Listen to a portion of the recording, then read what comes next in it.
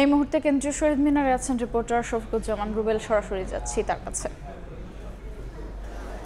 অভিন্ন চক্রবিধি, হয়রানিমূলক মামলা এবং চাকরি ক্ষেত্রে বৈষম্য সব ঘুচিয়ে ৭ দফা দাবিতে মূলত গেল ৭ দিন যাবতেই পল্লী বিদ্যুতের যে সমিতির কর্মকর্তা কর্মচারী রয়েছেন তারা কিন্তু কেন্দ্রীয় শহীদ মিনারে তারা কর্মসূচি পালন করছেন এবং গেল ৬ দিন যাবত তারা মূলত এখানে অবস্থান কর্মসূচি পালন করেছেন। আজকে সকাল থেকে তারা কিন্তু আনুষ্ঠানিকভাবে কর্মবিরতি পালন করছেন, কিন্তু এই কর্মবিরতির আওতার বাইরে রয়েছে শুধুমাত্র বিদ্যুৎ সরবরাহ। এর বাইরে যাবতীয় যতগুলো অফিসিয়াল কার্যক্রম রয়েছে সেই কার্যক্রম কিন্তু তারা বন্ধ রেখেছেন এবং তারা যে ৭ দফা দাবি জানিয়েছেন ইতিমধ্যেই আমরা বলতে চেষ্টা করেছি যে পল্লী বিদ্যুৎ সমিতির যে ফ্যাসিবাদী কায়দা দমন পীড়নের চলছে সে তার প্রতিবাদে এই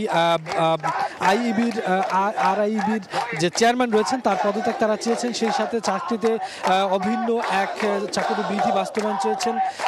এছাড়া চাকরি ক্ষেত্রে হয়রানি, বৈষম্যমূলক মামলা, নানান যেই অসঙ্গতিগুলো রয়েছে সেই অসঙ্গতি বিরুদ্ধে তারা বলেছেন যে যাতে যথোপযুক্ত ব্যবস্থা নেওয়া হয়। এবং গেল ৬ দিন যাবতে আমরা দেখেছি তারা রাত দিন এক করে দেশের প্রায় ৮০টি সংগঠনের যারা কর্মকর্তা কর্মচারী রয়েছেন, সদস্যবৃন্দ রয়েছেন, তারা কিন্তু এই কেন্দ্রীয় শহীদ মিনারের সামনে জমায়েত হচ্ছেন এবং গতকালকে রাতেই আমরা দেখেছি যে তারা চূড়ান্ত কর্মসূচির ঘোষণা দিয়েছেন যে কর্মবিরতির, এবং তারা এখনও বলছেন যে যদি তাদের দাবি না মানা হয় তাহলে কিন্তু তারা আরও কঠোর কর্মসূচিতে যেতে পারেন, সেই ঘোষণাও তারা দিচ্ছেন এবং অতি দ্রুত সরকারের পক্ষ থেকে তাদের সাথে যোগাযোগ করার আহ্বান জানিয়েছেন। তো সব মিলিয়ে কেন্দ্রীয় শহীদ মিনার থেকে এই ছিল এই মুহূর্তে।